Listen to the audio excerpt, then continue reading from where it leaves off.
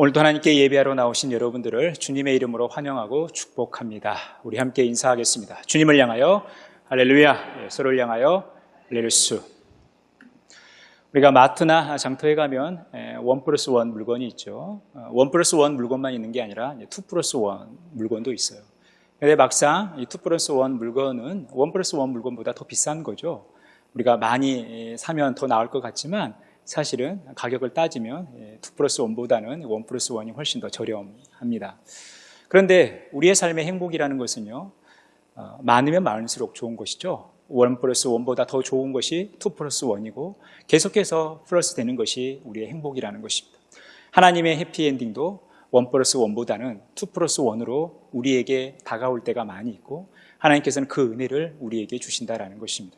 우리는 지난주 하나님의 해피엔딩 1+1을 함께 말씀을 묵상하면서 이제 우리에게 또 주어지는 이 2+1의 삶을 함께 본문 말씀을 통해 살펴보도록 하겠습니다. 사도행전 12장은 큰 두 개의 사건을 보여주고 있죠. 베드로의 추록 사건과 또한 헤롯 왕이 하나님의 심판을 받아 죽게 되는 그 장면을 보게 됩니다. 베드로의 추록이 해피엔딩의 한 부분이라면 헤롯이 죽음을 맞이하는 이 장면은 해피엔딩 1+1의 모습을 보여주는 것입니다. 헤롯이 영광을 하나님께 돌리지 아니하므로 주의 사자가 곧 친히 벌레에게 먹혀 죽으니라. 단순한 이 헤롯의 죽음은 자신의 어떤 인생의 종말만을 의미하는 것이 아니라 하나님의 심판을 보여주고 있다는 것입니다. 하나님의 심판을 통해서 그의 생명이 다하는 그 모습을 보게 되죠. 반면에 하나님의 말씀은 흥왕하여 더하게 되는 그 모습을 보게 되죠. 하나님을 대적하고 하나님의 백성을 괴롭히는 자를 향하여 하나님은 심판을 내리셨고 하나님의 말씀은 오히려 흥왕하고 더하게 되는 그 모습을 보게 됩니다. 이 하나님의 말씀이 흥왕하고 더했다라는 것이 저들의 삶 가운데 어떻게 나타났는가, 이것이 구체적으로 어떤 모습을 보여주고 있는가, 이것이 오늘 본문 말씀이고 이 본문 말씀을 통해서 우리의 삶 가운데 해피엔딩 2+1의 삶이 어떤 의미를 가지고 있는지, 그리고 이것을 우리의 삶 속에 어떻게 적용해 갈 것인지 함께 말씀을 나누도록 하겠습니다. 하나님께서 말씀이 흥왕하여 더하는 이 일을 위해서 하나님께서 사람을 준비시키는 그 모습을 보게 됩니다. 이제 바나바와 사울이 등장하고 있죠. 바나바와 사울이 부조하는 일을 마치고 마가라는 요한을 데리고 예루살렘으로 돌아오게 됩니다. 예루살렘에서 돌아오게 됩니다. 여기서 바나바와 사울, 이 사울은 우리가 잘 알고 있는 바울이죠. 바나바와 사울이 나중에 이제 바울로 이름이 바뀌어지는데 왜 사울이 바울로 바뀌게 됐는가? 바나바와 같이 동역을 하면서 성을 맞추기 위해서 같은 성씨를 바씨로 맞추기 위해서 이름을 바울로 바꾼 것이 아닙니다. 또 혹자는 사울에서 바울로 바뀐 것은 그가 예수님을 만나고 나서 그 인생이 바뀌었기 때문에 이 사울에서 바울로 바뀌었다라고 생각하시는 분들이 있고, 또 심지어 그렇게 설교하신 분들도 있고, 사울의 삶에서 바울의 삶으로 바뀌게 해달라고 기도하시는 분들이 있는데 사실 그렇지 않습니다. 사울이나 바울이나 똑같은 인물이고, 이 사울은 히브리식 표기이고 바울은 헬라식 표기예요. 그러니까 이 이름에 큰 의미를 부여할 필요는 없습니다. 어찌됐든 하나님께서는 하나님의 말씀을 흥왕하고 더하는 그 과정 속에서 이 바나바와 사울을 준비시키는 그 모습을 보게 됩니다. 그러면서 이들을 통해서 하나님께서 행하신 일이 있죠. 그것은 안디옥 교회를 통해서 선교사를 파송하는 일이었습니다. 주를 섬겨 금식할 때 성령이 이르시되 내가 불러 시키는 일을 위하여 바나바와 사울을 따로 세우라 하시니 이에 금식하며 기도하고 두 사람에게 안수하여 보내게 됩니다. 하나님께서는 말씀이 흥왕하고 더하는 그 과정 속에서 바나바와 사울이라고 하는 이 인물을 세우셔서 안디옥 교회로 하여금 선교사로 세워 파송하게 하는 이 일을 하고 계시다라는 것이죠. 그리고 이들은 성령의 보내심을 받아서 이제 하나님의 말씀, 복음을 전하는 그 모습을 보게 됩니다. 근데 그들이 하나님의 말씀, 복음을 증거하는 현장이 바로 유대인의 여러 회당에서 전했다라는 것입니다. 여러분, 이것이 의미하는 게 뭐겠습니까? 유대인의 여러 회당이라는 것은 유대인의 신앙의 구심점, 중심이라는 것입니다. 바벨론 포로 생활을 마치고 나서 이스라엘 백성들은 신앙생활의 중심이 성전에서 회당으로 바뀌는 거예요. 그래서 이 회당 중심의 신앙생활을 하는 것이죠. 그리고 지금 이 상황은 로마의 박해를 피해서 뿔뿔이 세계에 흩어져 있는 디아스포라 유대인들에 의해서 세계 각지에 회당이 세워졌던 것입니다. 거기에서 유대인들이 신앙생활을 하는 거예요. 그런데 그 유대인의 심장부에 사도 바울과 바나바가 복음을 전하는 일을 하고 있다는 거죠. 하나님의 말씀의 흥황은 적의 심장부를 향하고 있다는 것입니다. 결국 바나바와 사울은 하나님께서 명령하신 이 복음 증거라는 이 사명을 감당하는 그 모습을 보게 됩니다. 하나님의 해피엔딩이 바울을 추록시키는 것에서 끝나지 않고 헤롯을 심판하는 데서 끝나지 않고 하나님의 말씀이 흥황하여 더하여므로 하나님의 백성들로 하여금 하나님의 자녀들로 하여금 예수님의 제자들로 하여금 복음을 증거하는 사명을 감당하는 것으로 마치고 있다는 것입니다. 그러니 해피엔딩 2+1의 마지막 퍼즐은 바로 주의 백성들의 사명 감당이었다는 것입니다. 하나님의 사명을 감당하는 것으로 이 해피엔딩이 마무리되어지는 그 모습을 보게 된다는 것입니다. 여러분, 헤롯 입장에서는 베드로를 죽이면 끝날 거라고 생각을 했죠. 그런데 베드로는 죽지 않았습니다. 오히려 하나님의 말씀이 흥황했다라는 것이죠. 여러분, 유대인과 헤롯 입장에서는 베드로만 죽이면 교회가 위축될 거라고 생각을 했어요. 그래서 베드로만 죽이면 된다라고 생각했을 수 있겠지만 그렇지 않은 거죠. 왜냐하면 베드로의 사명은 하나님께서 맡기신 사명이었고 하나님의 일이었기 때문에 그래요. 그러니까 이 헤롯이 베드로를 대적하는 행위는 단순히 개인적 감정 때문에 한 것이 아니라 하나님께서 베드로를 세우시고 베드로를 통해서 하나님의 사명을 감당할 수 있는 이런 삶을 살 수 있도록 하나님께서 베푸신 하나님의 사역이랬다는 거예요. 그러니까 헤롯이 베드로를 죽이려고 했던 것은 하나님을 향한 대적, 하나님의 사역을 방해하는 일이라는 거예요. 그러니 여러분, 아무리 힘이 있는 헤롯 왕이라 할지라도 하나님의 능력을 어떻게 감당할 수 있겠습니까? 하나님의 일을 어떻게 방해할 수 있겠어요? 하나님은 베드로로 하여금 그 사명을 감당할 수 있도록 인도해 주셨던 것입니다. 또한 베드로만 죽이면 끝날 거라고 생각했을지 모르겠지만 하나님은 다른 비밀병기를 준비하셨던 거예요. 바나바와 사울이라는 비밀병기를 통해서 하나님의 사역을 계속해서 진행해 가시는 그 모습을 보게 되는 것입니다. 그런데 하나님의 이 비밀병기는 단순히 바나바와 또 사울에 한정되지 않는다라는 거예요. 오늘 1절에 보니까 안디옥 교회에 선지자들과 교사들이 존재하는데 바울과 바나바 외에, 바나바와 사울 외에 시몬이라는 인물과 또 루기오라는 인물과 마나엔이라는 인물이 등장해요. 그런데 이 세 인물 중에 우리가 좀 주목할 인물이 뭐냐면 이 마나엔이라는 인물입니다. 근데 이 마나엔이 누구냐? 분봉왕 헤롯의 젖동생이죠. 여기서 말한 분봉왕 헤롯은 누구냐? 베드로를 죽이려고 했고 야고보를 죽였던 그 헤롯이 아니에요. 그 헤롯은 헤롯 아그리빠입니다. 지금 이 마나엔의 어떤 형으로 등장하고 있는 분봉왕 헤롯은 헤롯 안티파스입니다. 이 헤롯 안티파스는 누구냐? 세례 요한을 죽였던 인물이에요. 그리고 예수님께서 재판을 받으시며 사형 언도를 받을 때 그 재판의 현장에 있었던 인물입니다. 이 헤롯 왕과 마나엔이 그 인생이 그렇게 바뀌는 거죠. 똑같은 젖을 먹고 똑같은 환경 속에 자랐지만 한 사람은 위대한 선지자를 죽이고 예수님을 십자가에 못 박는 일에 일조한, 그래서 그 이름을 불명예스러운 명단에 올렸던 인물이지만 한 인물 마나엔이라는 인물은 형과 똑같은 환경 속에 자랐다 하더라도 예수 그리스도의 복음을 받아들이고 하나님의 자녀가 되고 교회의 교사가 되어져 있는 전혀 다른 행보를 보여주고 있다는 거예요. 여러분, 이것이 보여주는 게 무엇을 의미하겠습니까? 우리 마나엔이 안디옥 교회의 교사의 명단에 올라와 있다는 것은 하나님을 대적하는 인물의 최측근이 복음을 통해서 변화되어졌다는 것을 보여주는 거죠. 사울이 나중에 예수님을 만나서 하나님의 귀한 사역자로 사용받은 것처럼, 쓰임받은 것처럼 이 마나엔이라는 인물도 사실 환경은 하나님을 대적하고 예수 그리스도를 대적하는 상황 속에 있었지만 그가 예수님의 복음을 받아들였다는 거죠. 이것이 하나님께서 행하신 신묘막측한 일이라는 것입니다. 하나님은 우리가 이렇게 생각지도 못한 방법을 통해서 하나님께서 이 일들을 이루어 가신 거죠. 그것이 우리의 사명이라는 것입니다.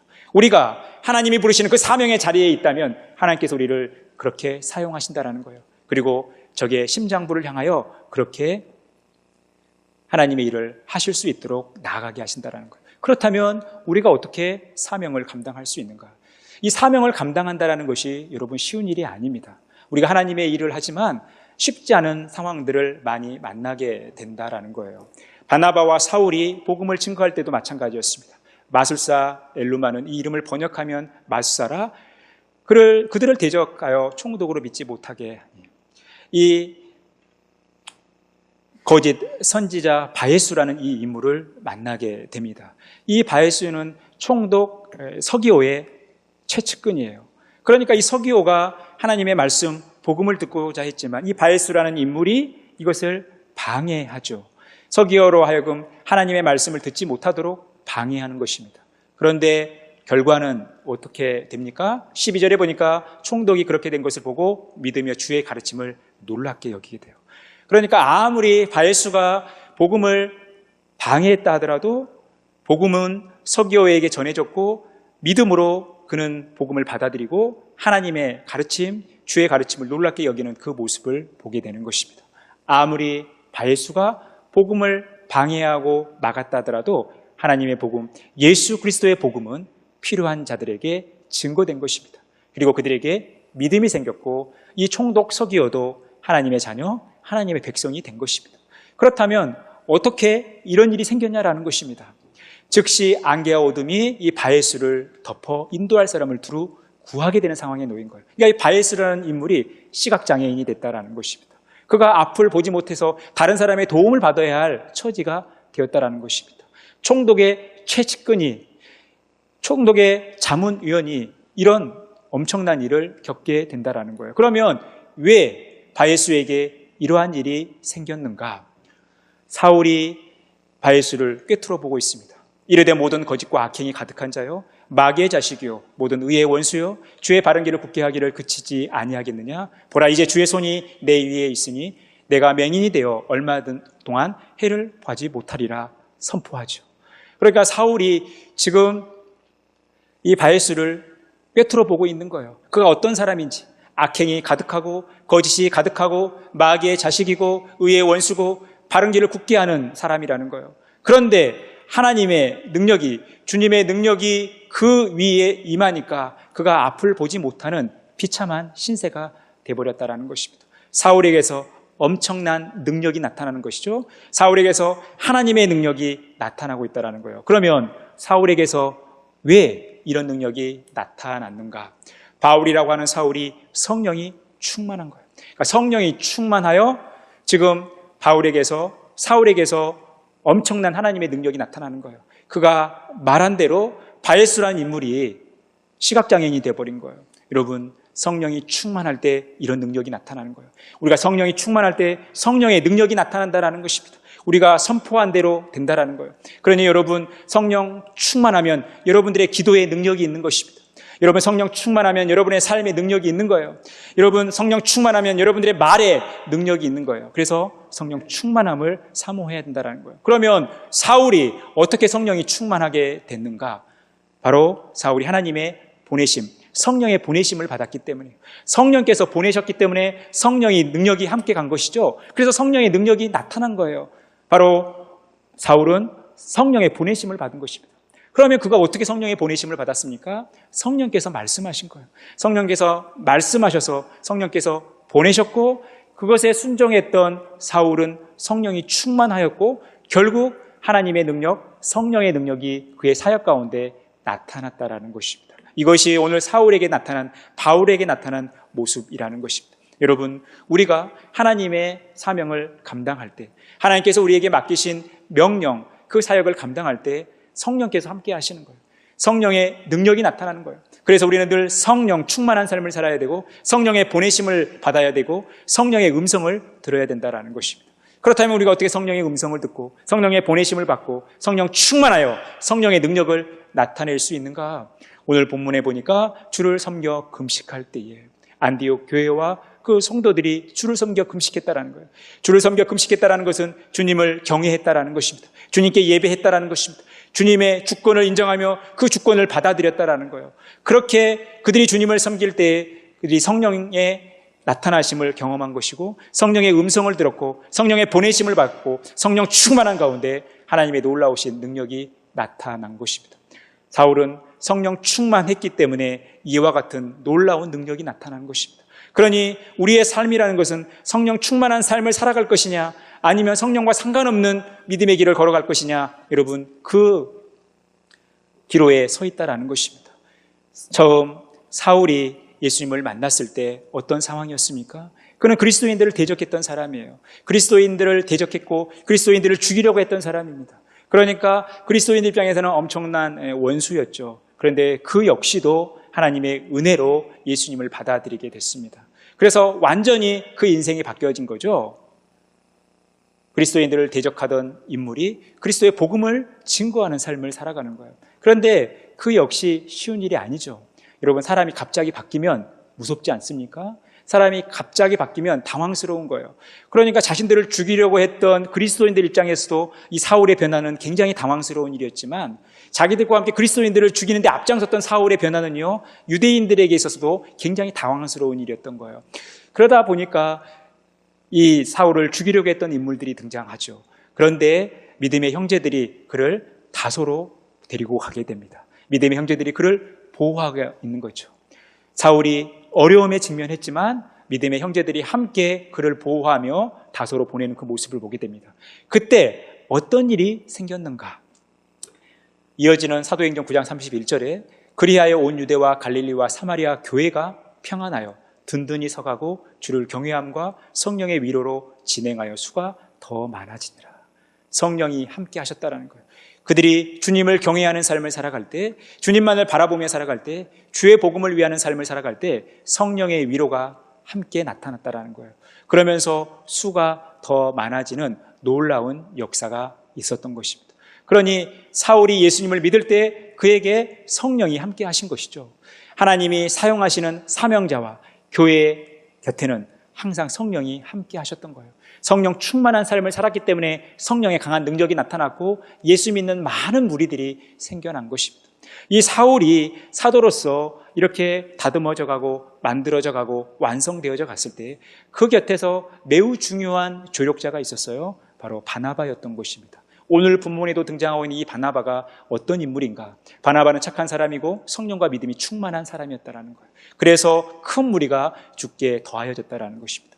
이 바나바도 성령과 믿음이 충만했기 때문에 성령의 능력이 나타난 것이죠. 그래서 이 바나바를 통해서 많은 사람들이 예수님을 믿는 이런 놀라운 역사가 나타났다는 것입니다. 여러분, 이것이 하나의 패턴인 거예요. 예수 그리스도를 믿고 하나님께 쓰임받는 모든 사람들에게 늘 성령이 함께 하시고 성령 충만한 것을 통해서 성령의 강한 역사가 나타나는 것이 하나의 신앙의 패턴이 되어버린 것입니다. 그러니 이 성경에 등장하는 많은 인물들 속에 이런 패턴이 등장하는데 거기에 아가보라고 하는 인물이 있어요. 우리가 그렇게 크게 주목하지 않는 인물인데 이 아가보라고 하는 인물도 성령으로 말하게 되죠. 천하에 큰 윤이 들리라 하더니 글라우디오 때에 그렇게 되니라. 그가 성령 충만해서 그가 선포하죠. 그 선포한 대로 그대로 이루어지는 거예요. 여러분, 성령이 충만하면 이런 능력이 나타나는 거예요. 그러니 여러분, 날마다 성령 충만하여 능력 있는 삶을 살아가시기를 간절히 바랍니다. 여러분들이 성령 충만하여 여러분들이 선포한 대로 그대로 되어지고 여러분들이 기도한 대로 그렇게 이루어지고 여러분 선포한 대로 우리의 모든 환경과 삶이 바뀌어지는 그런 놀라운 역사, 성령 충만한 삶을 살아가시기를 간절히 바라겠습니다. 그러면 왜 성령 충만할 때 이런 패턴들이 나타나는가? 하나님이 우리가 주 예수 그리스도를 믿을 때에 주신 것과 같은 선물을 그들에게도 주셨으니 내가 누구이기에 하나님을 능히 맡겠느냐? 우리가 예수 그리스도를 믿을 때 하나님은 우리에게 구원이라는 선물을 주셔요.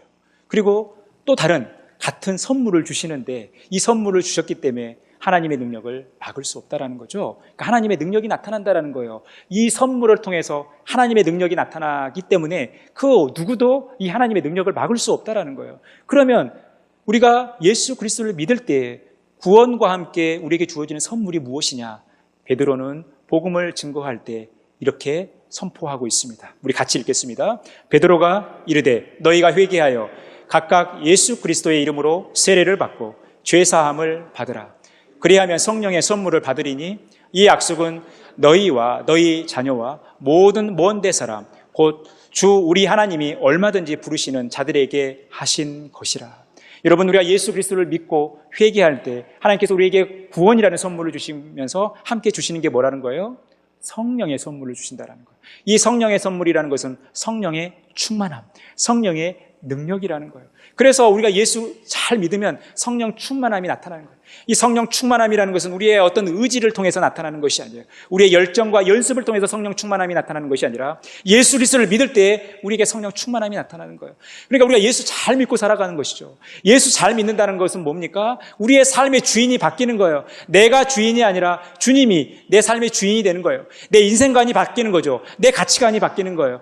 지금까지는 내가 내 중심으로 살았다면 이제는 하나님 중심으로 살아가는 것입니다. 그러니 여러분, 우리가 이 성령 충만한 삶을 산다라는 것은 하나님께서 우리에게 사명을 주셨다라는 것이고, 이 사명을 감당할 수 있도록 우리에게 능력을 주시는 거예요. 여러분, 그래서 우리의 이 사명 감당, 이것이 우리의 행복이고 우리의 인생의 의미가 되어야 하는 것입니다. 여러분, 우리가 아무리 돈이 많은들 뭐합니까? 하나님과 상관없이 삶을 살아간다면 여러분, 그 물질은 우리에게 재앙이 될 수 있는 거예요. 여러분, 우리가 하나님께서 주신 그 물질들을 하나님의 영광을 위하여 사랑하고 많은 사람들을 돕고 나누는 데 사용한다면 그것은 복의 통로가 되는 거 아닙니까? 여러분, 건강을 하나님께서 우리에게 주셨는데 건강이 나의 쾌락을 위해서 살아간다면 이 건강은 아무런 의미가 없는 거죠. 하나님께서 우리에게 건강을 주실 때는 이 건강한 몸을 가지고 다른 사람들을 섬기고 봉사하는 일에 힘쓰라고 우리에게 건강을 주시는 거예요. 여러분, 우리가 높은 자리에 올라갈 때 여러분, 그 높은 자리에서 누군가 앞에서 군림하고 내 힘을 과시하는 데 쓴다면 여러분, 그 높은 지위는 우리에게 저주가 되는 거예요.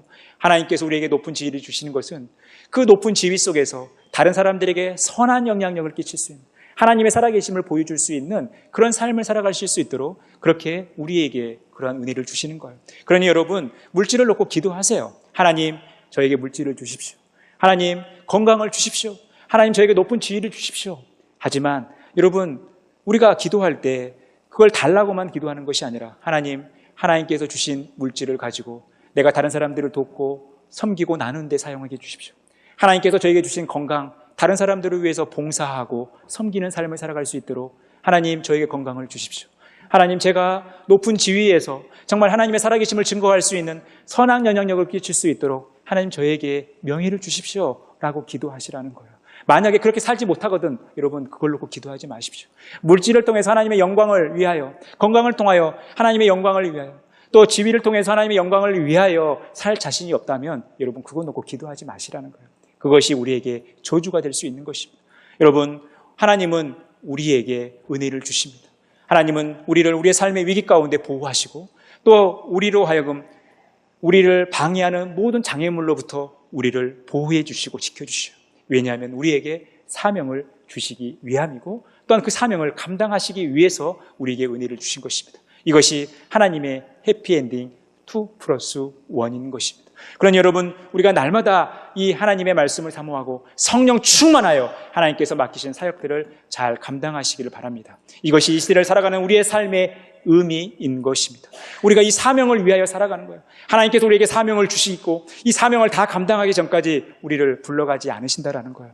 여러분, 우리가 우리의 사명을 다 감당했을 때 하나님께서 우리를 불러가시는 거예요. 여러분, 우리에게 주어진 이 삶, 소중한 시간, 여러분, 우리의 발걸음이 그냥 살아가는 것이 아니라 여러분, 하나님께서 우리에게 맡기신 사명의 길이라는 것을 기억하셔야 돼요. 여러분, 사람 사는 것이 다 똑같아 보이지만 여러분, 우리와 세상 믿지 않는 사람들과는 다른 거예요. 여러분, 똑같은 직업을 가지고 똑같은 일을 하고 똑같이 숨을 쉬고 살아가는 것 같지만 여러분, 우리의 삶의 발자취는 하나님의 영광을 드러내는 길, 하나님께서 우리에게 맡기신 사명을 감당하는 삶이기 때문에 여러분, 우리에게 주어진 시간들, 또 상황들, 또 맡긴 영혼들 늘 감사하게 생각하고 우리가 하나님의 사명을 감당하는 데 힘써 살아가는 저와 여러분의 복된 삶이 되어지기를 간절히 바랍니다. 사도 바울이 이제 에베소 교회 장로들에게 고별 설교를 하면서 그가 어떤 마음을 가지고 살아왔는가, 복음을 위하여 살아왔는가를 이렇게 고백하는 거예요. 오직 성령이 각 성에서 내게 증언하여 결박과 환난이 나를 기다린다 하시나 내가 달려갈 길과 주 예수께 받은 사명 곧 하나님의 은혜의 복음을 증언하는 일을 마치려 하면은 나의 생명조차도 조금도 귀한 것으로 여기지 아니하노라. 여러분, 성령이 증언하셨다. 성령의 음성을 들었다. 얼마나 좋습니까? 그런데 성령께서 말씀하셨는데 결박과 환난이 자신을 기다린다는 거예요. 여러분, 얼마나 받아들이기 힘든 일입니까? 아무리 성령께서 말씀하시지만 환난과 결박이 나를 기다리는데 여러분, 얼마나 걱정이 되고 두렵겠습니까? 그런데 바울은 이 하나님의 음성을 듣고 어떻게 고백합니까? 내가 달려갈 길과 주 예수께 받은 사명 곧 하나님의 은혜의 복음을 증거하는 일을 마치려 하면은 나의 생명조차도 조금 더 귀한 것으로 여기지 않겠다. 나의 생명을 걸고 나의 생명을 바치고 하나님의 사명을 감당하겠다라고 고백하는 거예요. 그러면 이런 어려운 상황 속에서도 사도 바울이 사명을 감당할 수 있는 비결이 어디에 있었는가? 그 이유를 이어지는 말씀에서 고백하고 있어요. 우리 같이 한 목소리 읽겠습니다. 여러분은 자기를 위하여 또는 온 양떼를 위하여 삼가라. 성령이 그들 가운데 여러분을 감독자로 삼고 하나님이 자기 피로 사신 교회를 보살피게 하셨느니라. 그가 자기의 생명까지도 조금 더 귀하게 여기지 않고 하나님의 사명은 최선을 다하여 감당할 수 있었던 것은 비록 환난과 결박이 그에게 있다 하더라도 고통이 그를 기다리고 있다 하더라도 그가 최선을 다하여 사명을 감당할 수 있었던 것은 그리고 함께하는 모든 에베소 교회 성도들을 향하여 장로들을 향하여 삼가라라고 이야기하는 것 이것은 집중하라고 이야기하는 것인데 우리가 사명에 집중하라는 것이죠. 왜 우리가 사명에 집중해야 되느냐? 우리가 사명에 집중할 때 하나님이 그곳에 우리와 함께 하신다라는 거예요. 감독자로 삼으시고 우리에게 사명을 주신다라는 것입니다. 그리고 하나님께서 교회를 친히 또한 사명자를 보살펴 주신다라는 거예요. 그러니 우리가 두려워할 것 없이 늘 성령의 음성에 민감하며 우리에게 주어진 사명을 최선을 다하여 감당하라는 거예요. 성령이 함께 하시는 현장, 성령이 충만한 현장, 그곳에 성령의 강한 역사가 나타나기 때문에 그래요. 여러분, 이 성령의 강한 역사는 초대교회의 일에 한정되지 않습니다. 이 시대를 살아가는 우리들에게도 나타난다라는 것입니다. 우리가 주님의 말씀을 사모하고 주님의 말씀에 민감하며 성령으로 충만한 삶을 살아갈 때 우리의 삶의 주인이 주님이심을 인정하고 그 주권을 하나님께 내어드릴 때 하나님은 우리로 하여금 성령 충만한 삶을 살게 하시며 성령의 강한 능력을 나타나게 하신다라는 것입니다. 사랑하는 성도 여러분, 여러분들의 삶의 현장은 하나님께서 맡기신 사명을 감당하는 현장입니까? 여러분들이 살아가시는 그 삶의 현장은 성령의 이끌림과 성령 충만한 현장입니까? 여러분들의 삶의 현장에 성령의 강한 역사가 나타나고 있습니까? 여러분들의 삶의 현장, 여러분들이 사명을 감당하는 현장에 하나님의 해피엔딩 2+1의 역사가 나타나고 있습니까? 사랑하는 성도 여러분, 하나님은 저와 여러분을 사랑하십니다. 하나님은 저와 여러분을 위기에서 구원하십니다. 또한 우리를 방해하는 모든 악한 세력들을 물리쳐 주십니다. 왜냐하면 하나님은 우리에게 사명을 주시고 그 사명을 잘 감당하는 우리들을 향한 기대가 있기 때문에 그렇습니다. 하나님의 비전이 있기 때문에 그렇습니다. 날마다 하나님의 보호하심 속에서 하나님께서 모든 장애물들을 제거하고 우리로 성령 충만하여 하나님께서 맡기신 사명을 잘 감당하는 이런 해피엔딩 2+1의 은혜가 저와 여러분의 삶 가운데 가득 넘쳐서 우리로 하여금 하나님께서 우리로 살아가는 이 삶의 현장 속에서 매 순간순간 하나님의 영광을 드러내고 하나님의 살아계심을 증거하는 그런 복된 삶 살아가시기를 간절히 축원합니다.